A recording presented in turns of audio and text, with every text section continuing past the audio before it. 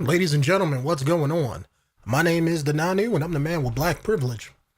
And with this video here, we're going to be doing not necessarily a breakdown, because everybody's doing breakdowns of the new trailer, and they're doing breakdowns of nothing, in my opinion. Nothing in this trailer story related. It's just setting the tone of the movie, which we can all guess and everything like that. So let's go through here. What we're going to do is we're going to watch it first. And then I'm just going to go through it scene by scene and just give my thoughts on a couple things. Like I said, this isn't going to be a traditional breakdown of me nitpicking every little teeny thing or throwing out random guesses that aren't going to be in the movie or that aren't going to make sense. I'm just going to give my opinion on a few things based on my knowledge of the characters and the comic books and all that good stuff. So, all right, let's watch it here first.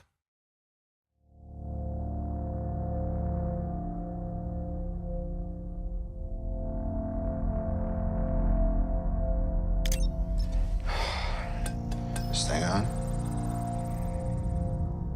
Hey, Miss Potts. If you find this recording, don't feel bad about this. Part of the journey is the end. Just for the record, being adrift in space with zero promise of rescue is more fun than it sounds. Food and water ran out 4 days ago. Oxygen will run out tomorrow morning. That'll be it. When I drift off, I will dream about you. It's always you.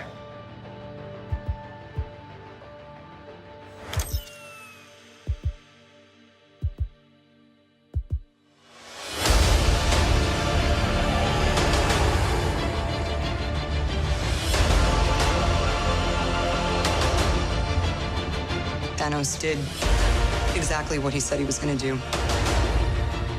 He wiped out 50% of all living creatures. We lost, all of us. We lost friends, we lost family. We lost a part of ourselves. This is the fight of our lives. This is going to work, Steve. I know it is. Because I don't know what I'm gonna do if it doesn't.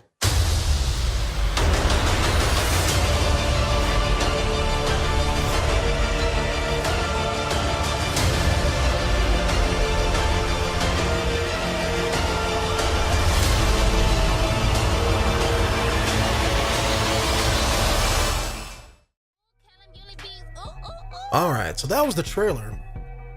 And first thing here, we're just going to talk about it. I'm just going to give my opinions on the scene. I'm not going to try to break things down and, because they didn't really show a whole lot in the trailer. So we're just going to go with my opinions here since, this is my video and, it is what it is.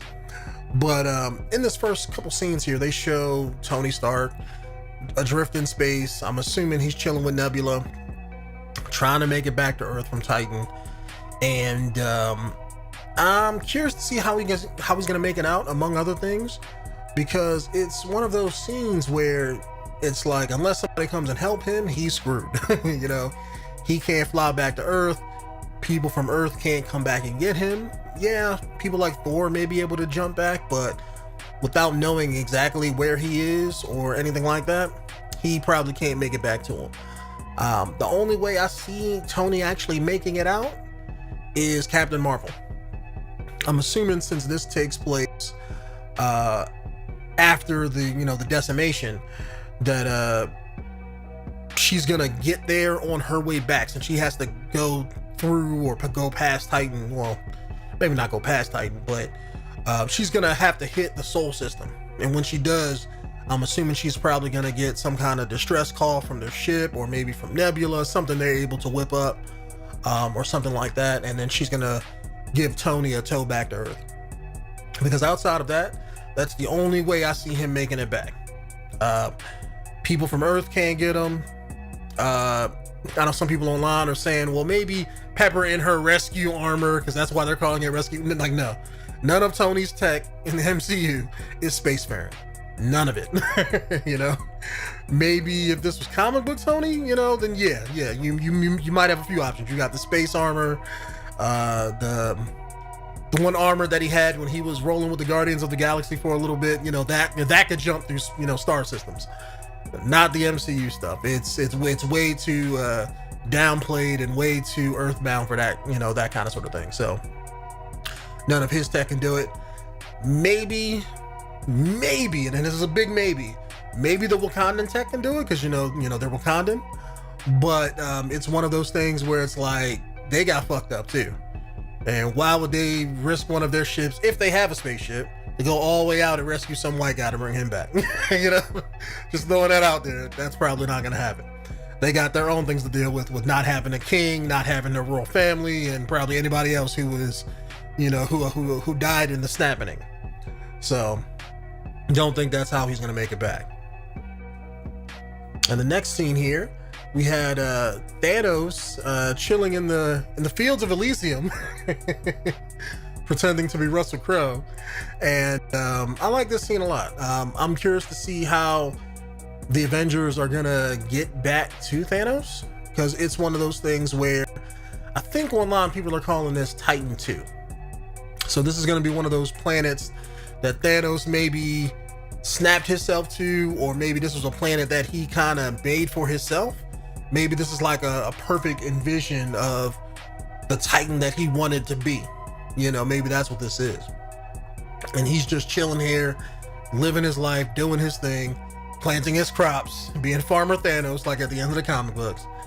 And the Avengers still have to come and like mess him up. So they say this movie's gonna have time travel. I don't know if they're gonna, let's say, let's go back into the past and mess things up before Thanos gets that strong, or it could be one of those things where they go back in time, grab something that they need to get them to Titan 2. Or maybe they're gonna go back and put the Infinity Gauntlet together in the past, and since the future one is messed up, they're gonna go back in time with the gauntlet and everything, get the gauntlet ready, put it together, bring it back to the future, and then undo everything that Thanos just did with the snapping and the decimation. Maybe they're gonna do that too. I'm assuming Thanos' gauntlet doesn't work. I'm assuming when he snapped himself away from Thor, that somehow drained the gauntlet, because it was all busted up looking at the end of Infinity War 1. So I'm assuming when he did that last teleport, that maybe that was like the last little bit of charge it had left. But we don't know until we see the movie. Maybe his glove can be fixed. Maybe Thanos over time, because those energies, at least in the comic books, those Infinity Gems, they're infinite. They have an infinite amount of power. You can't drain them. Maybe the MCU is different, because it was looking kind of busted at the end of Infinity War 1. So maybe, they were thinking with this one, like, okay, let's downplay the power of the gauntlet a little bit, and let's make it like a finite source, to where, like, if you use it like this, then this just takes all the power of it, and then it's busted. You can't use it no more. Maybe they're thinking of it like that. I don't know, but that's what I'm assuming based on what I saw. Because in the comic book, people can do the snapping all day, and that gauntlet will look just as pretty. It's not going to be all busted up looking. So I'm assuming that's why they showed that. And the next scene here, we have the Avengers Mansion looking a little bit disheveled. Not really a whole lot to say here. I mean, I guess, half of the population getting wiped out. I mean, that just has, the other half of the people not keeping up with things. It is what it is. Not going to be no groundkeepers if you only got half of them left. Just saying. Then you got Captain America crying and stuff like that, feeling sad about what happened. Shaved that manly Joel beard, though. I mean, I know Cap has always been like a blonde-haired, pretty boy white guy, but damn, I'm missing the beard already. Just saying. Should have kept it for at least like 2 or 3 movies. You got Black Widow still rocking that blonde hair that I just don't like. It makes no sense to me. She's a fucking redhead in the comics, just like Mary Jane. Why don't they make her a fucking redhead? At least with like Steve Rogers, I can say, well, so okay, he's supposed to be blonde, right? But they give him that brown, dirty, blonde haired look. So it's like, okay, it's maybe they have a film reason for doing it, but like Black Widow had red hair in Iron Man 2 and in like the first movie. Like, what the fuck? Does like Scarlett Johansson not want to put on a red wig? Like, I don't get it at this point. pissing me off. Because that's one thing about her character that's like a staple in the comic books. Like, yeah, she's had dressed up with disguises and that kind of sort of a thing. That's her thing in spycraft. I get that.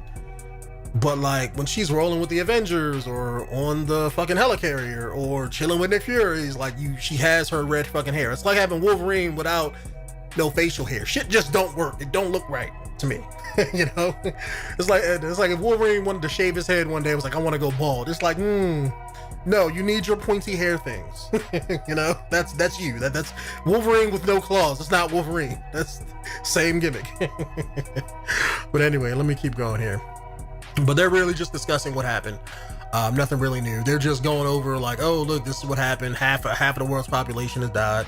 A lot of people are making a whole lot of nothing about this scene of Scott Lang and Shuri. It said, what's this missing? We don't know what happened to him.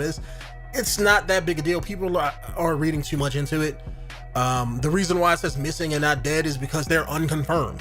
They're missing in action. That's kind of what that means. It's like if somebody goes off on like a Black Ops mission in the military, and let's say something happens and you assume they get killed, but well, you don't have their body, you don't have their dog tags, you don't have none of that stuff to confirm their kill. That's why they, call it that. They're missing in action. You assume that they're gone or dead, but you can't confirm it. So that's why Scott Lang is missing, because they think he probably died, but he didn't. They don't know that.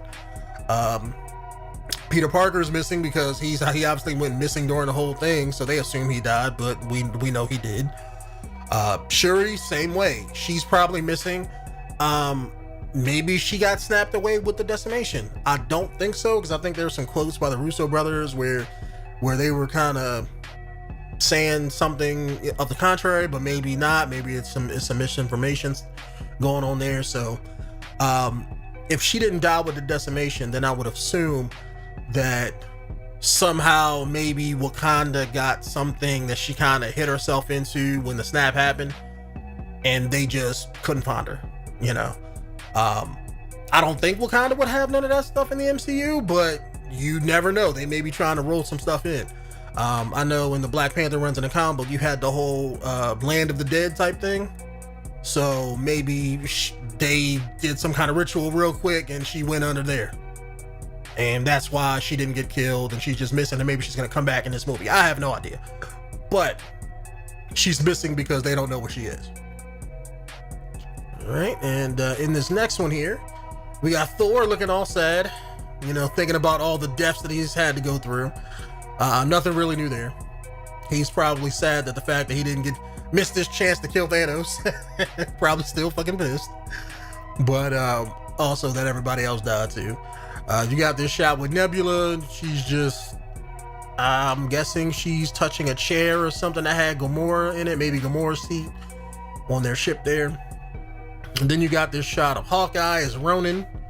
I'm assuming Hawkeye's just messed up because his family probably died in the decimation, and he flipped out, became a little crazy. He's trying to come to terms with that.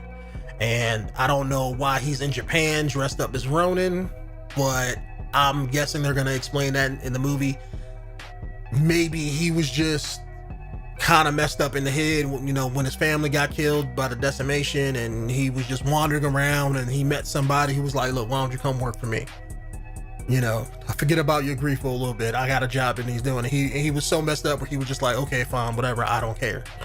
And then maybe that's how he started becoming Ronin and working with whoever he's working with. Because why else would he be in Japan killing a bunch of Japanese guys? I'm assuming they're Yakuza or something, but I guess they could maybe be Skrulls. They damn sure don't look Kree, because the Kree are big and blue, so maybe they're Skrulls. But then I don't think that's the case, because why would Skrulls be on Earth? How would he even know that they're Skrulls? It could be one of those things where they're just kind of, just showing him doing some stuff, and Black Widow has to kind of talk him back into the, into the band back, so to speak, so they can get that back together. The last scene here is just basically Black Widow and Cap talking to each other about the whole thing, and Captain America's like, I don't know what I'm gonna do if this don't work. And then you had the scene of Ant-Man at the end where he came back, and they think it's a recorded video And it turns out, no, he's at their front door. That's a, live action feed. So he's going to come back and explain where he's been, and somehow they're going to get together with the quantum realm to go back in time and somehow do whatever it is they got to do to in order to beat Thanos and bring everybody back. So myself, I'm curious to see how it's all going to play out, because it's one of those things where I have literally no idea what they're going to do. They're not pulling from any kind of comic book run. I can look at it and be like, well, they're pulling where they're doing this story. They're not doing that. They're doing like bits and pieces and then just making up their own story. And this is what I would love to see, is they have to deal with Thanos. I want like that long drag out brawl of like Thanos backhanding Cap shield and breaking it. I want Hulk to come out. I want Thanos to bitch Hulk. I want Thanos to really go to town on the Avengers, but at the end of the day have them win. They can't really do the whole comic book thing of like how the Gauntlet story ended from the comic books. They can't really do that because they don't have enough of those characters. But maybe they could bring at least one or two of them in, like if they brought in like the Living Tribunal or something like that. Maybe because they've hinted at them. But in the story in the comic books, I think it was Adam Warlock who went to him and was basically like, look, Thanos did this shit. That this is wrong. This cannot stand. And the Living Tribunal was like, hey, look, it is what it is. So maybe they can somehow bring him in to the MCU, kind of, where it's like they go back in time, they find stones or whatever. They try to go to him, and then he is like, okay, I'm going to give you one more shot at Thanos. And he, teleports them back to the future or something. They have to do something, and just going back in time, I don't see how that's going to fix anything. So either they got to go back in time to get something, bring it back. I would assume maybe what they're going to probably do is go back in time, put the gauntlet together, and then once they have a complete gauntlet, bring it back to the future and then fight Thanos with that. And then maybe use that to undo everything that he did. Or they can go back in time, somehow beat him then, and let's say if they stop Thanos or kill him or do whatever they do, maybe that starts a new timeline going forward. So none of all the MCU movies up to this point are going to be like the older timeline, and then they're going to start fresh with the new Avenger, well, the older Avengers from the time period from before.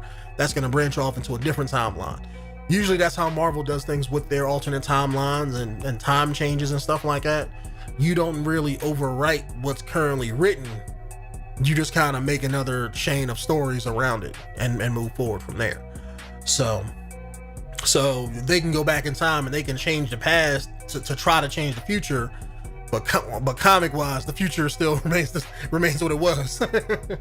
So I'm guessing that's not going to be the case. But I'm interested to see how it's all going to play out.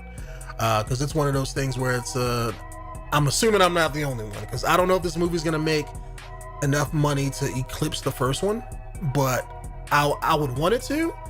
But usually sequels don't make more money than their than the first part, and I'm guessing Avengers is gonna be no different. But then again, everybody who's seen part one is gonna look at this and be like, man, I want to know what happened.